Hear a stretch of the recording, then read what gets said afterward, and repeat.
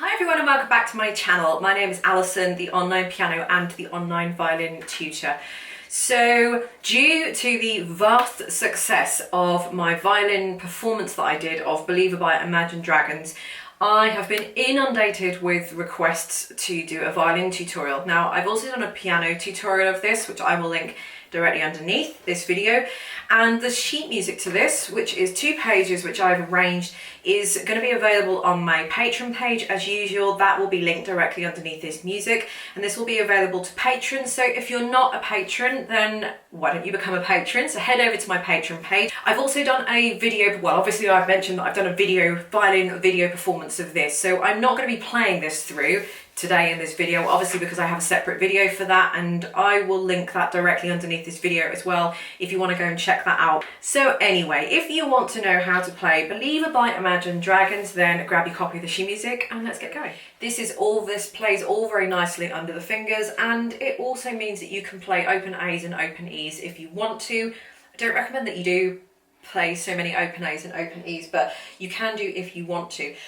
So the first thing is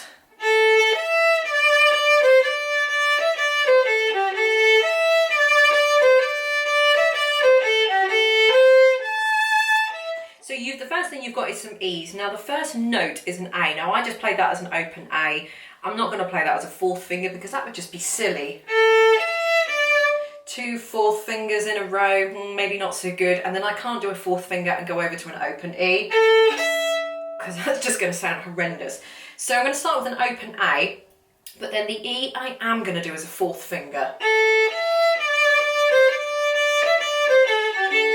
Now that is to avoid string crossings, because that keeps that whole section really up to bar 7 or measure 7. That keeps all of that on that one string. I guess you could do open E's, but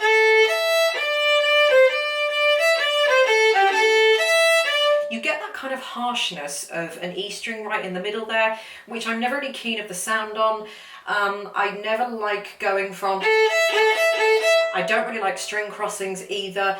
So it's the sound of the open E's that I don't like. It's the string crossings that I don't like, because it's very, and to lead on to the third reason why I don't like open E's is because when you are doing the string crossings, you might accidentally hit that E, or you'll get that kind of, I can't do it now, obviously I can't demonstrate it, but you might find out that you'll get that really high-pitched screech that only kind of dogs and whales can hear. So it doesn't really sound very good. So it's just too crossy for me. So I would do 4th fingers for those E's there.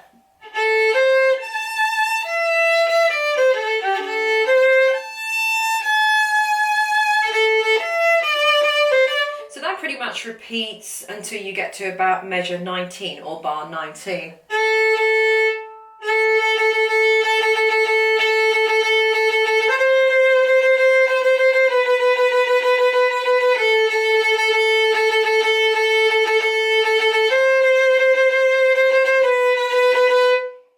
So that can be, it looks very easy on the surface because you've got some open A's there. Just do open A's. I think I did in the original performance that I did a little while ago anyway. So I think open A's is going to be fine, but it's the rhythm.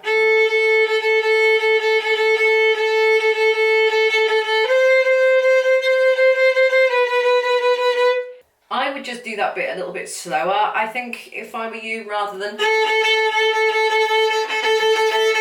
you're just going to get muddled up, but just try and keep a beat.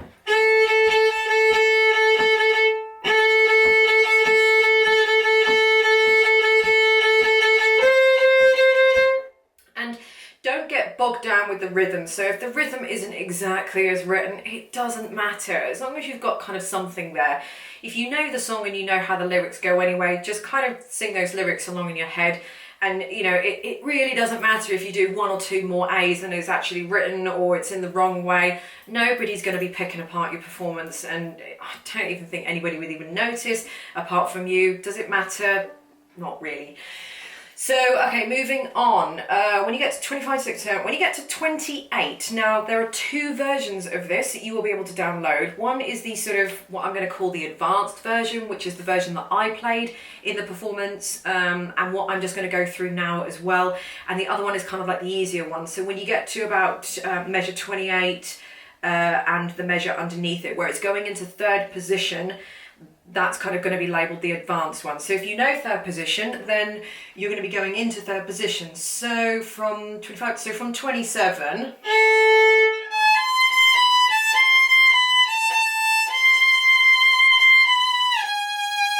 So I would use that open A in 27 to slide up into third position, and then what you're going to do is put your first finger on that A. So use the open A in 27 to slide into third position, sorry, so that you can put your first finger down on that A. The C is 3 and the B is 2.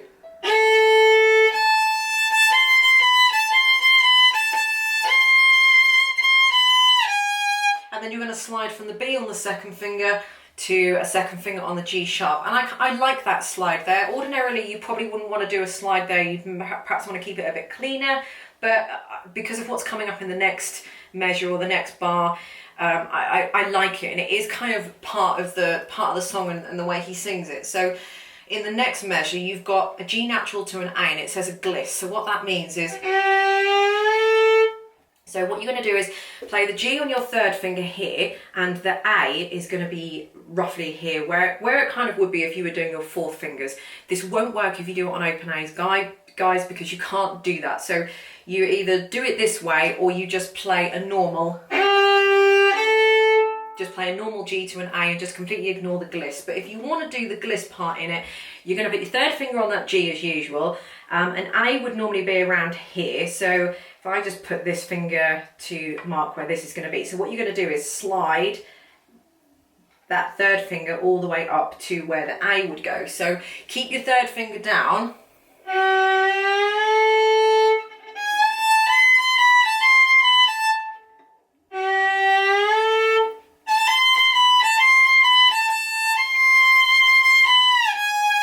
And then you're going to do exactly the same thing here, but you're on the A string.